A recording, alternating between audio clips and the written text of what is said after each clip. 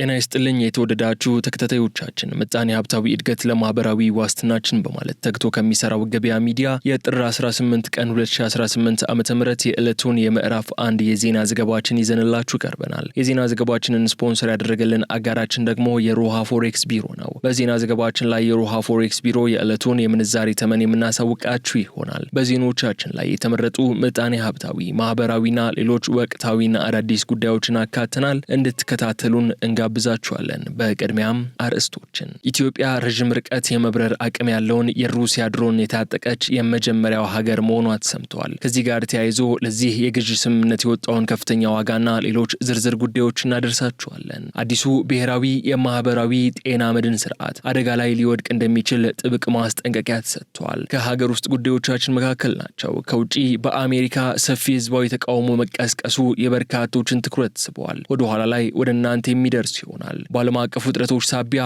የወርቅ ዋጋ ለመጀመሪያ ጊዜ በከፍተኛ ሁኔታ ጨምሮ $5000 በላይ ሆኖ መመዝገቡን የተመለከቱ አነጋጋሪ መረጃም ይዘናል። የእነዚህና ሌሎች በርካታ ጉዳዮችን ዝርዝር የምናደርሳችሁ ይሆናል። አብራችሁን በመቆየት እንድትከታተሉን በድጋሚ እንጋብዛለን። አሁን ወደ ዝርዝር መረጃዎች እንለፍ።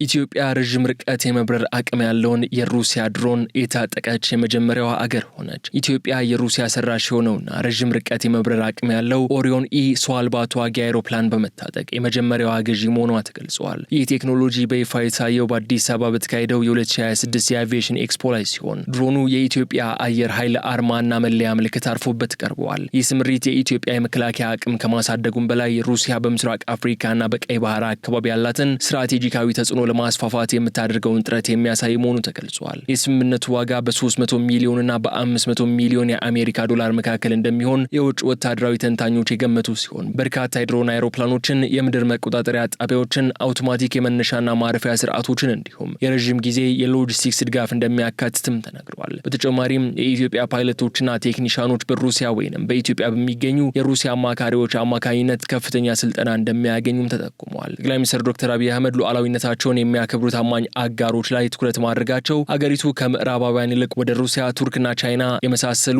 ቴክኖሎጂዎች እንድታዘነብል አድርጓታል ሲል ዲፌንስ ሴኩሪቲ ኤዥያ ዘግቧል። በሶማሊያና ኤርትራ ድንበሮች አካባቢ ያለው የጸጥታ ሁኔታ በንቃት ለመከታተልና የአሸባሪ ቡድኖችን እንቅስቃሴ ለመቆጣጠር ይረዳል የተባለለት ስምምነቱ ኢትዮጵያ በአፍሪካ ቀንድ ያላትን ወታደራዊ ተሰሚነት ከፍ እንደሚያደርገው ይጠበቃል። ኦሪዮን ኢ በምዕራባውያኑ MQ-1 ፕሬዴተር ከሚባለው ድሮን ጋር የሚመጣጠን ብቃት ያለው ሲሆን 16 ሜትር የክንፍ ስፋትና 8 ሜትር ርዝመት አለው። እስከ 250 ኪሎ ግራም የሚመዘኑ የሚሳኤልና የቦምብ አይነቶችን መሸከም የሚችለው ድሮኑ ለ24 ሰዓታት ያለማቋረጥ በአየር ላይ መቆየትና እስከ 7500 ሜትር ከፍታ ላይ መብረር እንደሚችልም ዘገባው አመላክቷል።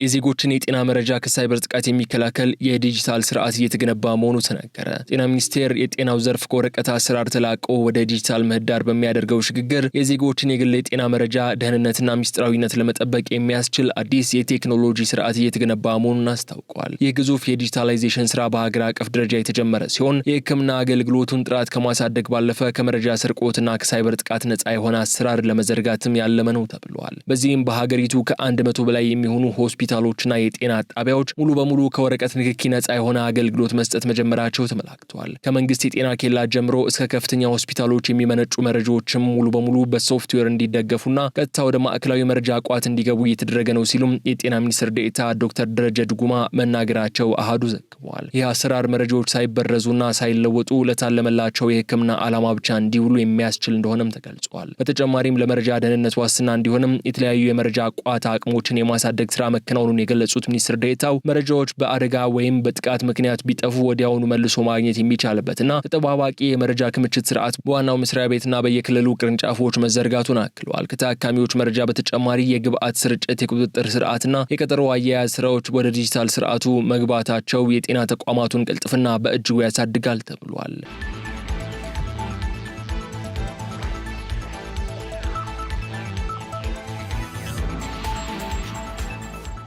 አመራሮች፣ የህንጻ ባለቤቶች፣ ተቋራጮችና አማካሪዎችን ጨምሮ በርካቶች ተቀጡ። በአዲስ አበባ ከተማ ለጽዳትና ውበት እንቅፋት የነበሩ ከ29 ሺህ በላይ ህገወጥ የውጭ ማስታወቂያዎችን ማንሳት መቻሉን የአዲስ አበባ ከተማ ግንባታ ፍቃድ ቁጥጥር ባለስልጣን አስታወቀ። ባለስልጣኑ ባለፉት 6 ወራት ህግና ስርዓትን ባላከበሩ የቁጥጥር ባለሙያዎችና አመራሮችን ጨምሮ የህንጻ ባለቤቶች፣ ተቋራጮች፣ አማካሪዎችና የሪል ስቴት አልሚዎች ላይ በተወሰደ እርምጃ የ129 ሚሊዮን ብር ቅጣት መሰብሰቡን ገልጿል። ከ39 ሺህ በላይ ህንጻዎች ላይ የደህንነት ማስጠበቅ ስራ መከናወናቸውን የገለጹት የባለስልጣን መስሪያ ቤቱ የጽህፈት ቤት ኃላፊ ዶክተር ታደለ ደመኮ ግንባታ የሚያከናውኑ አካላት ህንጻዎችን በሽፋን ከልለው መገንባት፣ ተረፈ ምርቶችን በአግባቡ ማስቀመጥና ማስወገድ እንዲሁም ለሰራተኞች ደህንነት ትኩረት መስጠት እንዳለባቸው አሳስበዋል። በተጨማሪም የኮሪደር ልማቱን ተከትሎ ከተማዋን የሚያበላሹ የውጭ ማስታወቂያዎችን የማንሳትና በዘመናዊ የዲጂታል ማስታወቂያዎች የመትካት ተግባር በስፋት እየተከናወነ እንደሚገኝም ጠቁመዋል። ባለስልጣን መስሪያ ቤቱ የከተማዋን ውበትና የነዋሪዎችን ደህንነት ለመጠበቅ የሚከናወኑ የቁጥጥር ስራዎች ተጠናክረው እንደሚቀጥሉም አስታውቀዋል።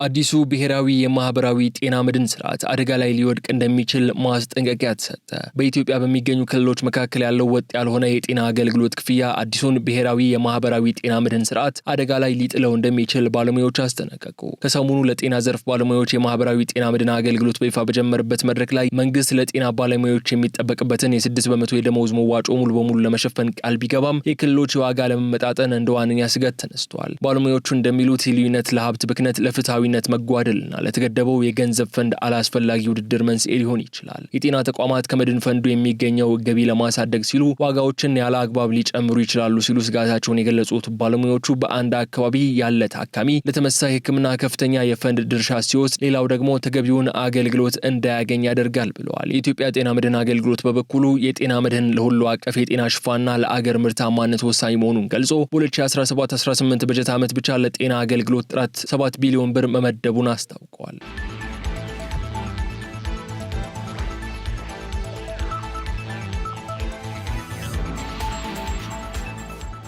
የተወደዳችሁ የገበያ ሚዲያ ተከታታዮቻችን ከሀገር ውስጥ የያዝናቸውን መረጃዎች እነዚህ እስካሁን ስትከታተሏቸው የቆያችሁትን ይመስሉ ነበር። በማስከተል ከዓለም አቀፍ የመረጃ ምንጮቻችን ወዳገኘናቸው አሁናዊ ዓለም አቀፋዊ ጉዳዮች እናመራለን። በቅድሚያም አሜሪካ የፌዴራል የጸጥታ ኃይሎች በፈጸሙት ግድያ በአሜሪካ ሰፊ ህዝባዊ ተቃውሞ ተቀሰቀሰ።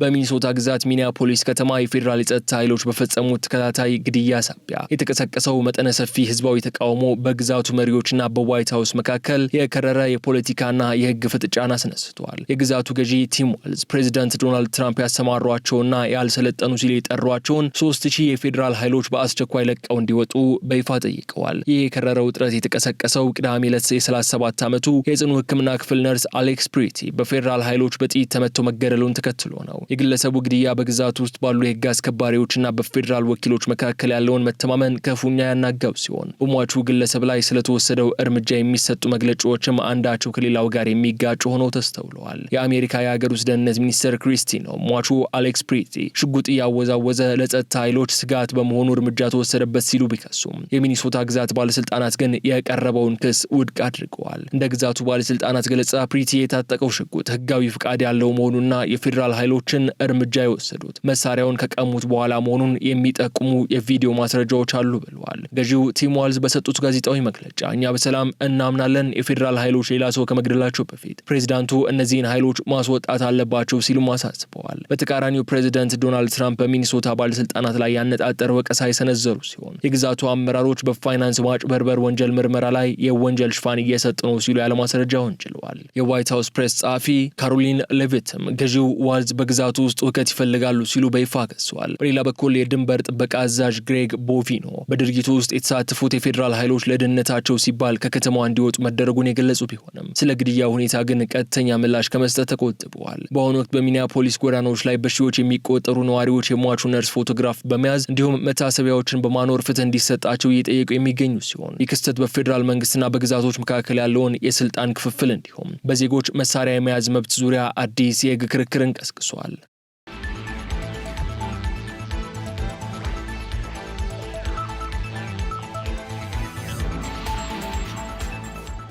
ከአራት የዓለም ነዋሪዎች አንዱ ለረሃብ በተጋለጠበት በአሁኑ ወቅት የቢሊዮነሮች ቁጥርና የሀብት መጠን በከፍተኛ ሁኔታ መጨመሩ ተገለጸ።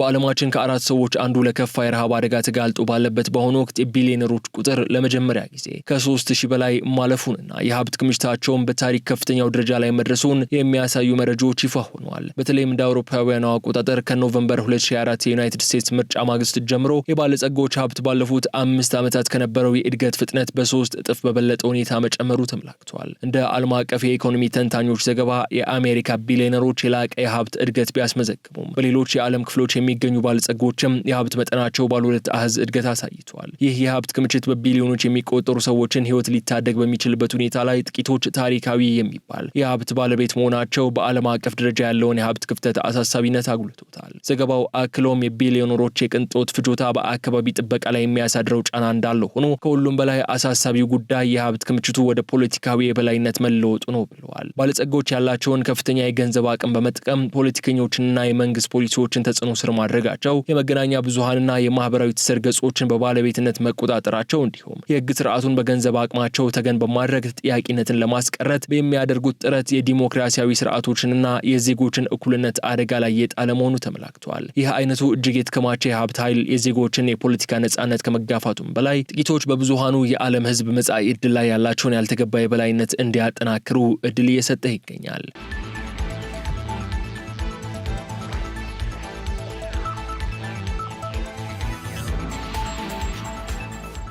በመጨረሻም በዓለም አቀፍ ውጥረቶች ሳቢያ የወርቅ ዋጋ ለመጀመሪያ ጊዜ ከ$5000 በላይ ሆኖ ተመዘገበ። በአሜሪካና በሰሜን አትላንቲክ ጦር ቃል ኪዳን ኔቶ መካከል እየተካረረ የመጣው ዲፕሎማሲያዊ ውጥረት እንዲሁም የጂኦፖለቲካ አለመረጋጋቶች በዓለም የገበያ ታሪክ ለመጀመሪያ ጊዜ የአንድ ኦንስ ወርቅ ዋጋ ከ$5000 በላይ እንዲያልፍ አድርገውታል። ይህ ከፍተኛ የዋጋ ጭማሪ የታየው በ2025 ዓ.ም የወርቅ ዋጋ በ60 በመቶ መናሩን ተከትሎ ሲሆን በተመሳሳይ መልኩ የብር ዋጋም ለመጀመሪያ ጊዜ የ$100 የዋጋ ጣራ መሻገሩ ተመዝግቧል። ለዚህ የዋጋ ንረት ዋነኛ መንስኤ ተደርገው የሚጠቀሱት የፕሬዝዳንት ዶናልድ ትራምፕ አስተዳደር በቅርቡ የወሰዳቸውና ሊወስዳቸው ያቀዳቸው የፖሊሲ እርምጃዎች ሲሆኑ በተለይም ግሪንላንድን ከአሜሪካ ጋር ለመጠቅለል የታሰበው እቅድ በፋይናንስ ዘርፉ ላይ ከፍተኛ ስጋት የፈጠረ ሲሆን ካናዳ ከቻይና ጋር የንግድ ስምምነት የምትፈርም ከሆነም 100 በመቶ ታሪፍ እንደሚጣል የተዛተው ዛቻ የገበያውን መረጋጋት ይበልጥ አናግቶታል። ከዚህም በተጨማሪ የዩክሬንና የጋዛ ጦርነቶች መቀጠል እንዲሁም አሜሪካ የቬንዙዌላን ፕሬዝዳንት ኒኮላስ ማዱሮን በቁጥጥር ስር ማዋላ ባለሀብቶች ይበልጥ ወደ አስተማማኝ ንብረቶች እንዲሸሹ አድርጓቸዋል። የምጣኔ ሀብት ባለሙያዎች እንደሚተነትኑት የአሜሪካ ዶላር መዳከምና ብሔራዊ ባንኩ የወለድ መጠንን ለመቀነስ ማቀዱ ባለሀብቶች በቦንድ ላይ ያላቸውን እምነት እንዲያጡና ወርቅን እንደ ብቸኛ መሸሸጊያ እንዲመርጡ አስገድዷቸዋል። የሜታል ፎክስ ተቋም ባለሙያ የሆኑት ኒኮስ ካቪለስ የአሜሪካ ፖሊሲ የፈጠረው መደናገር ለዋጋ መናር ዋነኛው ምክንያት መሆኑን ሲገልጹ፣ የኤቢሲ ሪፋይነሪ ኃላፊ ኒኮላስ ፍራፔል በበኩላቸው ወርቅ መረጋጋት በራቀው ዓለም ውስጥ እንደ ዋና ቋሚና አስተማማኝ ንብረት እየታየ መሆኑን ያስረዳሉ። ከኢኮኖሚያዊ ጠቀሜታው ባሻገር ወርቅ በማህበራዊና ባህላዊ እሴቶች ውስጥ ያለው ስፍራ ከፍተኛ ሆኖ ቀጥሏል። በተለይም በህንድና በቻይና ያለው የወርቅ ፍላጎት ለገበያው መነቃቃት ትልቅ ድርሻ አለው። ለምሳሌ በህንዳውያን ዘንድ ያለው የወርቅ ይዞታ $3.8 ትሪሊዮን የሚገመት ሲሆን ይህም የአገሪቱን ጠቅላላ የአገር ውስጥ ምርት 88.8 በመቶ እንደሚሸፍን የሞርጋን ስታንሊ መረጃ ያመለክታል። ቻይናም በበኩሏ በዓለም የገበያ መድረክ ቀዳሚዋ የወርቅ ሸማች በመሆን የገበያውን አቅጣጫ በመወሰን ረገድ ጉልህ ሚና እየተጫወተች ትገኛለች። በአሁኑ ወቅት የግለሰብ ባለሀብቶች ብቻ ሳይሆኑ የየሀገራቱ ብሔራዊ ባንኮችም መጠነ ሰፊ የወርቅ ክምችት በማካበት ላይ ናቸው የተባለ ሲሆን ምንም እንኳ የወርቅ ዋጋ በአሁኑ ወቅት ጣራ ቢነካም አንዳንድ ባለሙያዎች ወደፊት የሚዘረጋው አዲስ የዓለም አቀፍ የገበያ መዋቅር ዋጋው መልሶ ሊቀንስ የሚችልበትን እድል ሊፈጥር እንደሚችል ግምታቸውን ያስቀምጣሉ ሲል ቢቢሲ አስነብበዋል።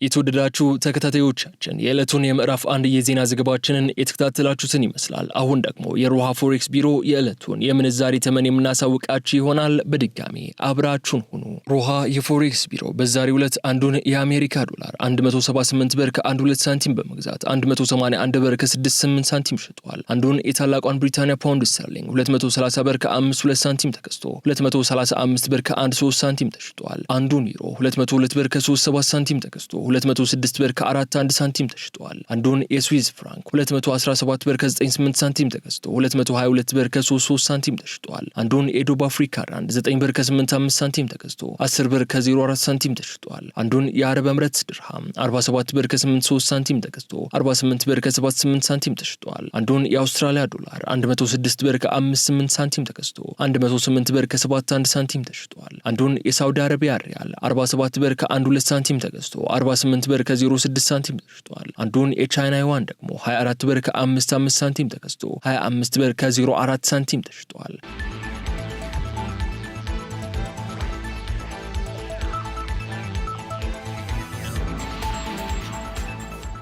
የተከበራችሁ የገበያ ሚዲያ ተከታታዮቻችን ለጥር 18 ቀን 2018 ዓ.ም የተዘጋጁትን የቀን ምዕራፍ 1 የዜና ዘገባዎቻችን እነዚህ እስካሁን ስትከታተሏቸው የቆያችሁትን ይመስሉ ነበር። በቀጣይ በሌሎች ጉዳዮች መልሰን እስክንገናኝ ድረስ መልካሙን ሁሉ ለእናንተ ተመኘን።